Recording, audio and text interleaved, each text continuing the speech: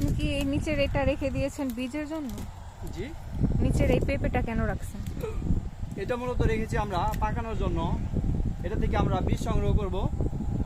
পরবর্তীতে আমরা যে বাগান করব, ওই বাগান আমরা এই বীজ থেকে চারা সংরক্ষণ করে সেই বীজ থেকে পেঁপে থেকে বীজ সংরক্ষণ করে চারা তৈরি করবেন? চারা তৈরি করব।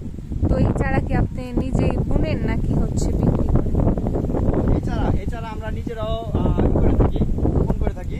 এমনকি যদি আমরা আমাদের রোপণ করার পরে যদি কিনা কিছু বেঁচে যায়, সেক্ষেত্রে আমরা এগুলোকে বিক্রি করে থাকি। ঠিক আছে। কেউ যদি চারা নিতে চায় তাহলে সে কি করবে? কেউ যদি চারা নিতে চায় তাহলে ডিসক্রিপশনে এই ভিডিওর কমেন্ট বক্সে যোগাযোগ নাম্বার থাকবে, আপনারা যোগাযোগ করে আমাদের সাথে যোগাযোগ করতে পারেন।